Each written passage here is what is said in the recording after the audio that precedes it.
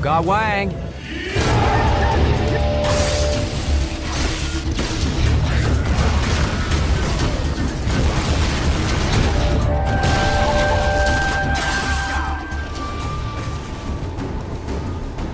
Good single-player shooters have been pretty few and far between in the last few years, I think. In a genre that was long dominated by modern military corridor shooters, the reboot of the classic Shadow Warrior was a very welcome, very colorful, and very explosive single-player title. Shadow Warrior kicked most of the shooters of recent years into a seat, tied them down, pole vaulted over their collective heads in a flurry of explosions before landing, delivering an awesome one-liner, and then slamming the door on the way out, leaving them to sit and think about the display they had just witnessed. Shadow Warrior does not care much for any feelings of realism, or even authenticity. There isn't much need to aim down sights, there are no boring turret sequences, and very little time is spent telling the player what to do.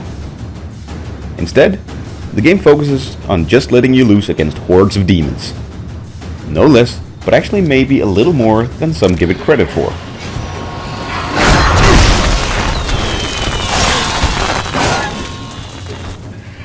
It's a shooter, through and through, but it does have a few tricks up its sleeve that set it apart from any other shooter that I know of. You cannot talk about Shadow Warrior without mentioning the katana sword. This weapon is one of the most fearsome additions to any arsenal that I have ever seen.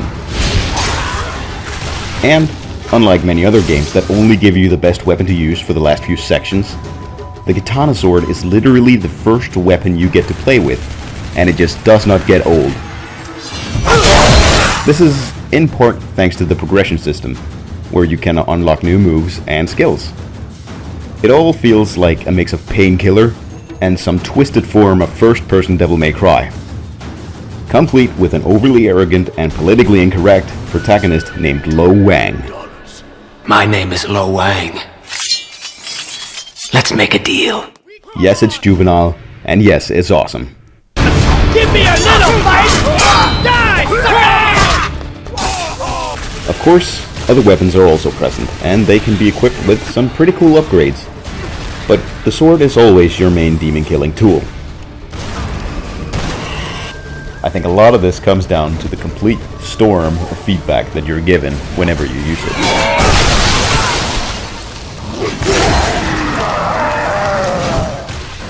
Unlike the guns, where demons are killed from a distance, the sword lets you practically bathe in their blood as you slash away like a madman, listening to some really cool sound effects that not only reflect the elegance of the sword, but also the brutality that it causes.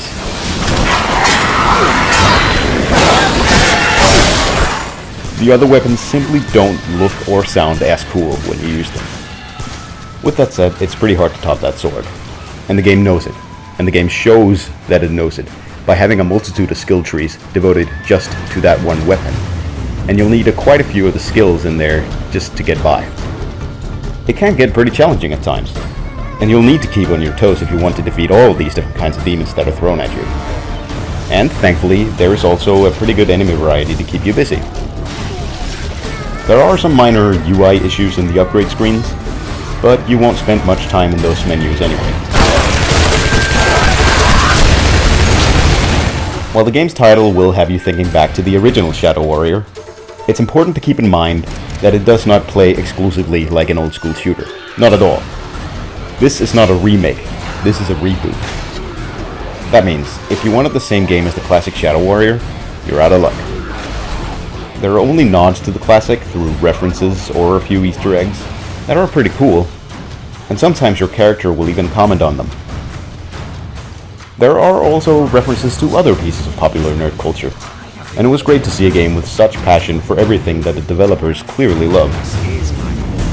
The combination of character, clear ambition, and self-aware delivery that the game boasts makes for an incredibly charming and completely juvenile experience.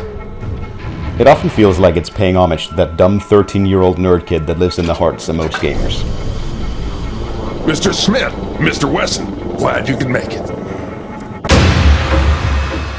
The game is, ironically, even smart enough to know that it shouldn't try to be smart just for the sake of it. This means that the game has no arbitrary puzzles to get in your way, when you're just playing to shoot a lot of ugly dudes in their ugly faces. The closest thing to puzzles that the game has don't even qualify as puzzles. Not really.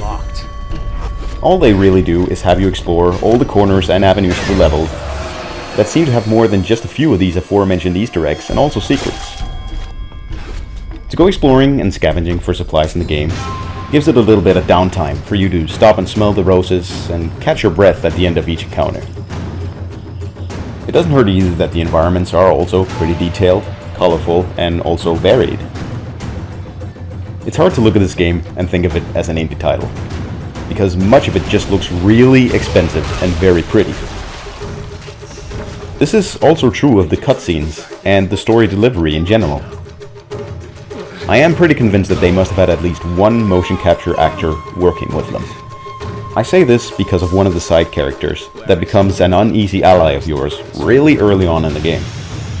The animations of this character are really great, and the character moves like some sort of twisted hybrid between Smeagol and the Joker.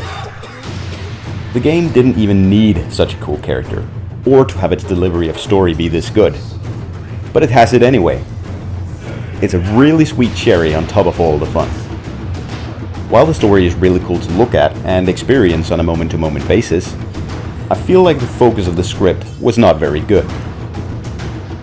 The game opens on one note and ends in a completely different feeling than what would go together with the rest of its attitude. The change from one tone to the other does happen pretty progressively, as if they're trying to deliver some form of character development that extends into the story's own values, but it ends up feeling quite messy and confused. For all its looks and the love that was clearly put into it, the story does come across as being a little frustrating to follow sometimes, as pretty and wholeheartedly as the delivery of it may be. Another drag to the game is its boss fights. While I'm happy to see a few of them in a shooter again, each one of them feels like a complete mechanical copy of the previous one. It doesn't even feel like they ramp up the difficulty of each of them that much.